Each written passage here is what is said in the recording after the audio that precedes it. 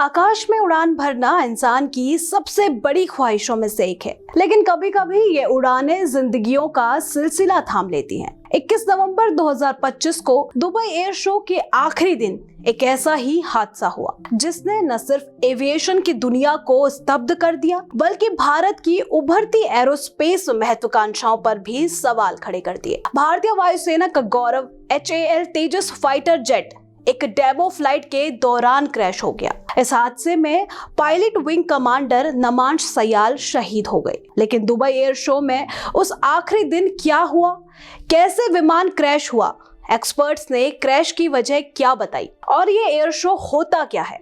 आखिर कौन थे विंग कमांडर नमांश सयाल जिनकी इस शो के दौरान जान चली गई, बताएंगे आपको आज के इस रिपोर्ट में। दुबई एयर शो जो दुनिया के सबसे बड़े एविएशन इवेंट्स में से एक है, जो 17 नवंबर से 21 नवंबर तक अल मखतूम इंटरनेशनल एयरपोर्ट पर आयोजित हो रहा था।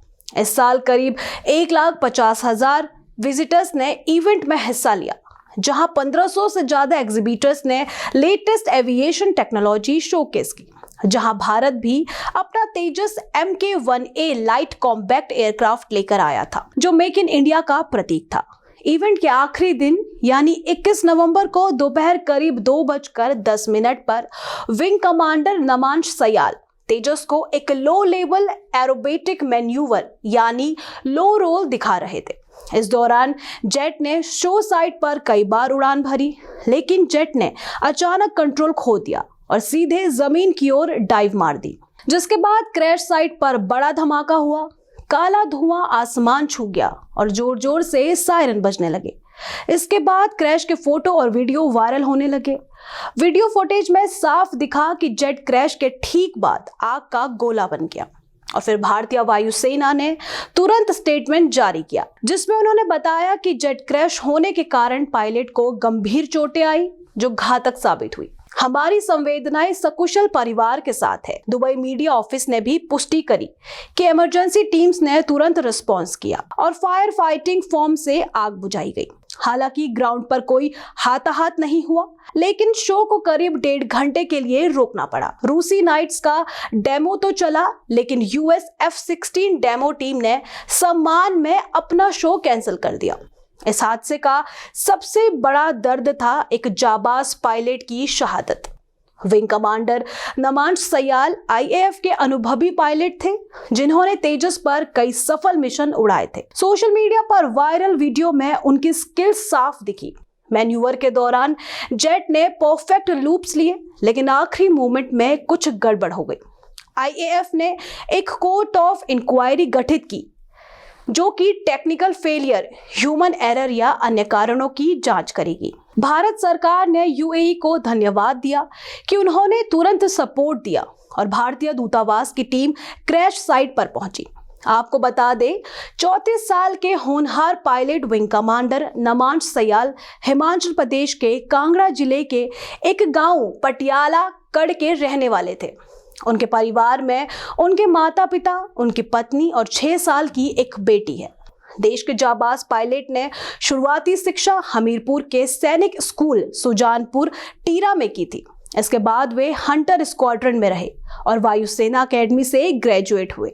इसके बाद वे 24 दिसंबर 2009 को भारतीय वायुसेना में फ्लाइंग ऑफिसर के रूप में कमीशन्ड हुए। साथ ही वे बेहतरीन पायलट और अनुशासित अधिकारी के रूप में जाने जाते थे। उनकी आखिरी तैनाती सुलूर एयरबेस तमिलनाडु में थी और वे दुबई एयर शो 2025 में भारत की ओर से तेजस LCA प्रदर्शन के लिए गए थे। तेजस जेट के इस विमान की बात करें तो HAL तेजस एक single engine 4.5 generation fighter jet है, जो भारत का गौरव और 2001 में अपनी पहली उड़ान भर चुका है। ये light weight multi role aircraft है, जो इंडियन आर्म्ड फोर्स के लिए आत्मनिर्भर भारत का सिंबल है। लेकिन जेट की चुनौतियां बरकरार है, क्योंकि ये जेट का दूसरा क्रैश था। पहला 2024 में राजस्थान में हुआ था, जहां पायलट बच गया था, और अब दुबई क्रैश ने एक्सपोर्ट को बड़ा झटका दे दिया, क्योंकि शो में ग्लोबल आर्म्स बायर्स भी मौजूद थे। एक्सपर्ट्स बताते हैं कि इंजन GE से इंपोर्टेड में डिले और प्रोडक्शन इश्यूज ने जेट को प्रभावित किया और इसी वजह से ये क्रैश हुआ।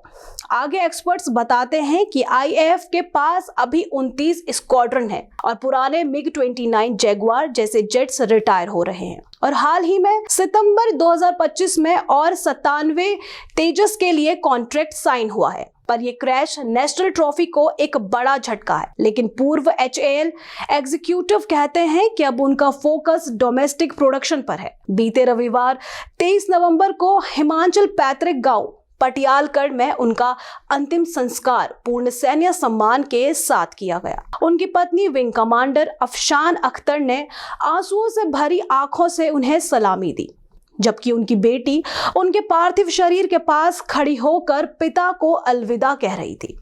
उनके अंतिम संस्कार में गांव के लोग, स्थानीय नेता और वायुसेना के अधिकारी सैकड़ों की संख्या में जुटे, जहां तिरंगे में लिपटा ताबूत देखकर सभी की आंखें नम हो गई। शहीद नामान सयाल की पत्नी विंग कमांडर अफशान, जो खुद वायुसेना के अधिकारी है, उन्होंने रोते हुए शहीद को सलामी देते हुए कहा कि नामांश का बलिदान राष्ट्र के लिए अमर रहेगा।